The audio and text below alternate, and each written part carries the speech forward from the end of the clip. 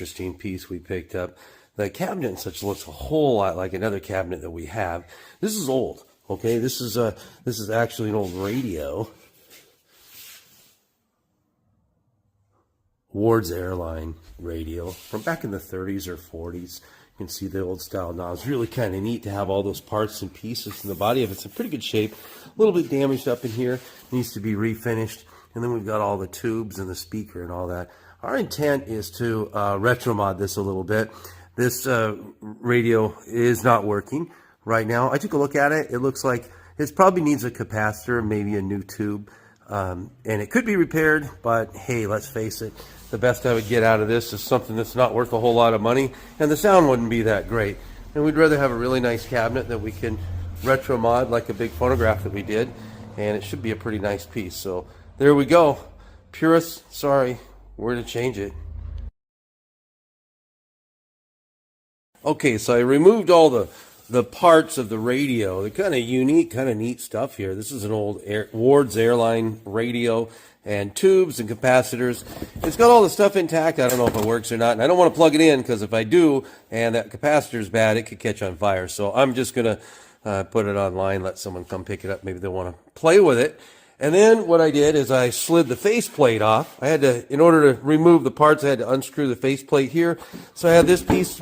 This was in the front here, and it had some little slots, and what I had to do is cut a little brace at the very bottom, and it slid right out, so it was really handy. I think I'm going to give that to whoever goes ahead and gets the parts from me, so they can use that to maybe put it in a wall or a shelf or something.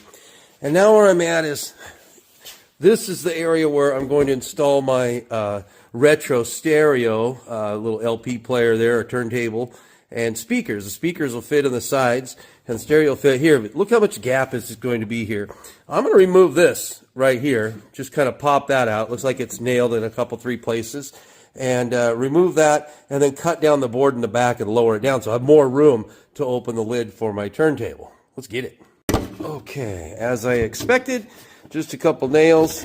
This thing pulls out. That'll be the base. I need to lower that down. And then what I need to do is cut this down just enough so it lays flat. So this is going to be, it'll lower everything down, lower my shelf, give me plenty of room for my turntable.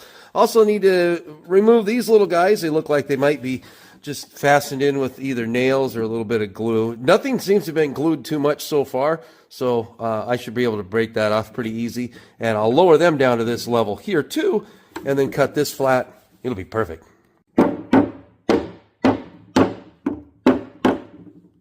Looks like all it took was a little bit of coaxing with this mallet, and I can get a screwdriver or something inside there and work this loose. It looks like a couple of long nails. Yeah. There we go. Yeah, they use some pretty good sized nails. Once I'm done with this, I'll clean this up, remove that other nail. I'll be able to mount this down low like this and clean that all up, and that'll be where that shelf is going to sit. And then I'll cut that back off because I think my turntable is going to stick out just a little bit over the back, and maybe I'll build an extended piece out there. That's in a nice slot though, so this piece will stay in place. It'll be a real solid box and a solid shelf for it.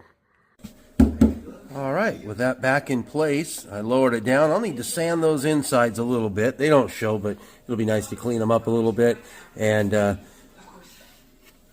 sand everything down nice and smooth. This measures out just, golly, it's about 3/4 of an inch to an inch too skinny for that turntable. And I believe I can scoot my turntable forward just a bit. I might adjust the doors out a smidge, and she should fit in real nice. And plenty of height to open the lid if we want to use the turntable. You know, I'm pretty happy the way this turned out. I dropped that shelf all the way down so it's flush, and it cleaned up that so I don't show that gap anymore. And this is the byproduct. We're going to have a lot of space for when I put the turntable in. I won't have to remove the lid. I can open it up to put in a record and put it back down, and those doors will cover it right up, and it'll just look like it came like that from the factory. There's a lot of strippers on the market, and I like this kind of stuff. It seems to work pretty good. It's brushable. It's really thick. I just pour it on, and I'll go through. And you want to wipe it in one direction. You don't want to be cross-cutting or anything. And you just kind of put it on, and you need to let it sit sometimes 15 minutes or so. But you don't put it on like paint, kind of like paint, but you just kind of gel it on there. You want it to sit on top so that it has kind of a sloppy mess on top. I already put one application on, and a lot of it did come up, but I want to get it a little bit more to get all of the leftover stain and that shiny epoxy or whatever it is they put on there. I think they have that poly that they put on top. We want to get rid of all that before we start using the sandpaper, because this stuff will just gum up your sandpaper. This is what it looks like when it starts coming off. See? It ends up being a kind of a stickum if you let it sit. Now, you don't want to let it dry before you scrape it, or you'll be back to the same thing. It needs to be a little bit moist, and it'll just come off almost like a rubber goo. And you just scrape it carefully with a scraper. Don't gouge it. And once that's all scraped off, it'll be a little easier. We can just use some sandpaper then and finish it up. So now it's looking pretty good after Angie did the finish work on it and put some stain and finished it off. We reinstalled those doors. Next step is we'll be having to pick out some nice hardware to put on it because we want to update it with something a little more modern, and we're going to install the stereo, and she'll be a nice piece. All right, so we went with these kind of handles on here. If you open it up, added a Bluetooth phonograph.